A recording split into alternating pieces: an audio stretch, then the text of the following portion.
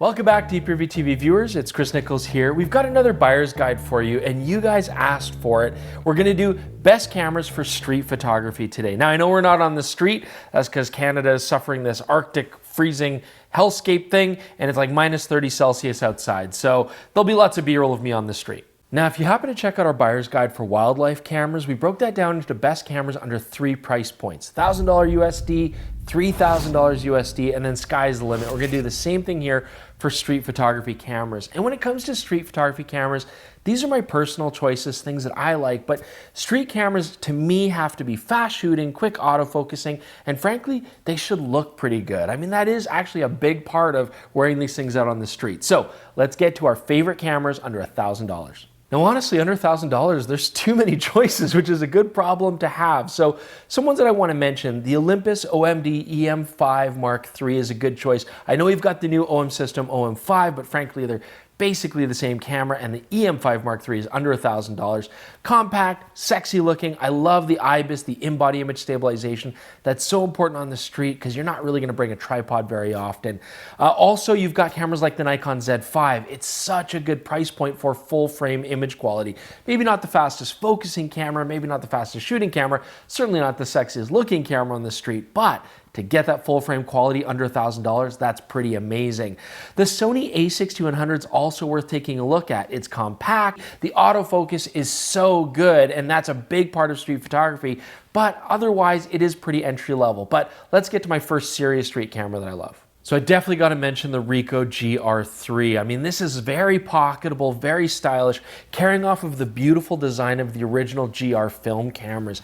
It also has a great sensor, 24 megapixel APS-C with a 28mm lens to go with it. And if I was stuck with one prime lens on a camera, I'd want it to be a 28mm for street photography. Lets me tell the story when I want to, but I can always crop it a little bit if I want a tighter field of view. And on top of this, it has built-in IBIS. That's so good, and you can actually handhold the Ricoh GR3 down to very slow shutter speeds. Unfortunately, it doesn't have a great burst rate, and the battery life was reduced on the GR3, and that's unfortunate, so you got to carry a spare. So it keeps it out of our top end. The next one I want to talk about is the Nikon ZFC. There's no arguing this point. It is the sexiest street camera you could possibly carry around, styled off of the classic Nikon FE FM series. They're just gorgeous, but they're also very capable. I mean, decent autofocus. A lot of people are going to malign the fact that it's only got a 20.9 megapixel APS-C sensor, but the fact is it takes beautiful images with a really strong ability to push shadows and still get minimal noise. On top of that, it's a fast shooting camera. You can push it to 11 frames with the mechanical shutter, and if you want 14-bit RAWs, you still get a very fast 9 frames per second. I wish it had an autofocus joystick, and I did wish it had built-in IBIS. That image stabilization would be really handy. And unfortunately, although there's a lot of great full-frame lens choices, we don't have a lot of specific compact APS-C style lenses for the ZFC, so that's going to keep it in our runner-up position. But our winner under $1,000 when it comes to street photography, it's going to be a Fujifilm camera, because they really are quintessential street photography cameras. You can get a Fujifilm X-T30 Mark II with a lens for under $1,000. I mean, that's great value. Excellent 26 megapixel sensor. The X-T30 pushes 8 frames per second burst rate. That's great for street photography. They improve the autofocus, and they are really nice, sexy cameras with classic vintage looking dials. But if you don't want to go the X-T30 Mark II, you could also go the XS10, more of an SLR style, which I do like the look of, really nice controls, and it has IBIS. So I think that's personally the way I'd want to go. But then you've also got the Fujifilm X-E4, which gives you that really svelte rangefinder style looking camera, similar specs. I mean, the fact is all 3 of these cameras are in our price range. They're all excellent choices. So pick one of those 3, you'll be happy on the street.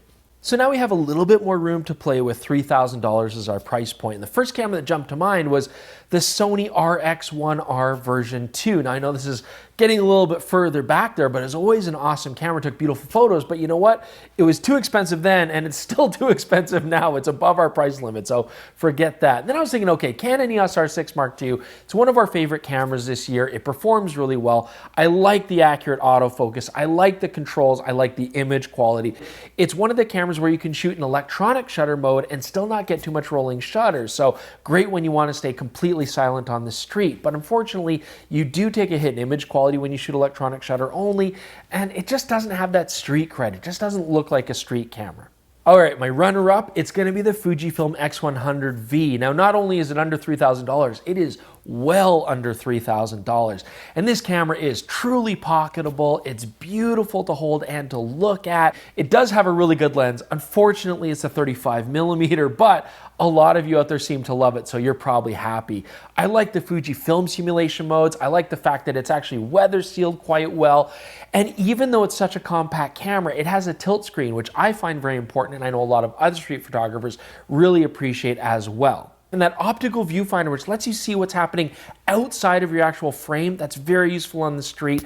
This is an excellent platform. But really, my favorite thing about it is it's fun. I mean, I didn't really enjoy using the X100 series before this, but for whatever reason, shooting this camera, when I was making the video review, I just enjoyed the experience, and that's a big part of the street photography style of shooting. The only complaint I have is it's so popular, Fujifilm's having such a hard time delivering them that they're insanely back-ordered, and they've basically stopped allowing people to order the cameras. So I don't know, does that mean a new camera's coming? I hope so.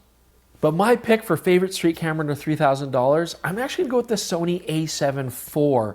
I mean, this camera has the utmost when it comes to autofocus performance. It's reliable, it's accurate, it's quick. For those quick shots on the street, you get an excellent 33 megapixel full frame sensor. You can really push those files, lots of detail. I do also like the fact that we've got built-in IBIS and really nice controls. There's only minor downsides. I mean, you get a somewhat disappointing burst rate if you want lossless quality RAWs, and well, it's not even arguable. The camera is just not a very pretty camera, but it's a practical camera. And by far the biggest advantage to the Sony a7 IV is the lens mount and the amount of choices you have. Street photography is supposed to be fun, and sometimes you want to use interesting lenses. Sony lets you use high quality zooms, compact primes, boutique manual focus lens. Sky's the limit as far as lens choice goes, so that makes it our easy winner. All right. Favorite street camera, money is no object. Yes, you guessed it, a Leica M11 is gonna be something I wanna mention. It's not at the top, but rangefinders, they're fun to shoot, but they're not an experience that everybody's gonna enjoy, and you don't have to be a good street photographer, but it is my favorite rangefinder I've used from Leica so far. I like the better battery life, the new bottom plate, the internal memory, the fact that I can change ISO without having to use that silly metal dial on the side, and because you've got that beautiful 60 megapixel sensor, you don't always get to utilize that quality on the street handheld, but when you can benefit from it, it is a lot of detail. Lots of lenses to choose from. I mean, it's a very cool camera experience. Now, while we're talking about interesting shooting experiences, I should mention the Fujifilm GFX 100S. Medium format on the street, it's not as crazy as it sounds. I mean, first off, you've got that 100 megapixel sensor, probably our favorite sensor we've used so far, tons of image quality there. I could walk around with a compact prime wide angle lens and then just crop to my heart's content to get the frame I want afterwards. Or I've got tons of lenses to choose from in the GFX line, and they're all fantastic choices. But it's also a camera that I can go from shooting on the street to shooting in the studio or landscape or fine art. The sensor can do it all. And yes, it's medium format, but it's really a fairly compact body. It's not that heavy, not that bulky. Maybe the autofocus isn't the best out there. Maybe the burst rate's not the best out there, but you know what? It focuses faster than a Leica M11 anyways, and it is an interesting choice for street photography. Now for my runner-up, you may not think of this camera for street photography, maybe more Olympic sports or something like that, but really the Sony A1 can do everything. Wildlife, sports, journalism, and street photography. Maybe the body's not super sexy, but the new menus are great, and the camera does handle well, and it is quite discreet and compact. We've already talked about how great the autofocus is. We've talked about the amazing lens choices you get with the Sony E-mount, but also the A1 gives you tons of detail with its stacked sensor, and it makes the camera incredibly fast shooting and silent when you're using the electronic shutter. Now, for me personally, if I'm shooting on the street, I like to have fast burst rates. I do tend to machine gun a lot of my shots to really ensure that some of those pictures will be in focus and without any motion blur. Now, I know you might say, okay, I'm going to go Henri Cartier-Bresson style, decisive moment. I only need 1 frame per hour shooting. But frankly, I do like having that fast burst rate. I think the Sony A1 is a great choice for street photography. Its only downside is it's quite expensive, but money's no object this time. So what's my favorite street camera? Money's no object. It's the Leica Q2, because the fact is, I've always enjoyed using one, had a great time, but anybody I've talked to that's had the opportunity to try one has also instantly fallen in love with them. And I think it's because they're so simple and there's just so little between you and the photograph. It's a very instinctual experience. Now you get a great 28mm lens on there. I love that if I'm just gonna have one prime lens to shoot with, but with a 47 megapixel sensor, I've got room to crop if I wanna change the frame. The autofocus is actually very decent for street photography, but it actually is a beautiful manual focusing experience as well. If you're worried about this expensive, beautiful piece of jewelry getting damaged on your shoulder, it's actually rugged, weather sealed, it can handle some rough weather, and also it comes in both color and monochromatic versions. I mean, for me, heaven would be just using a black and white Q2. Actually, no, wait, money's no object, so really heaven would be having two, a color on one shoulder, a monochrome on the other. I mean, that would just be the best. Well, that does it for our Buyer's Guide Street Photography, at least Chris Niccolls' choices for his favorite street cameras. But leave your comments below. Let me know what cameras you think should be on the list, what your favorites are to use.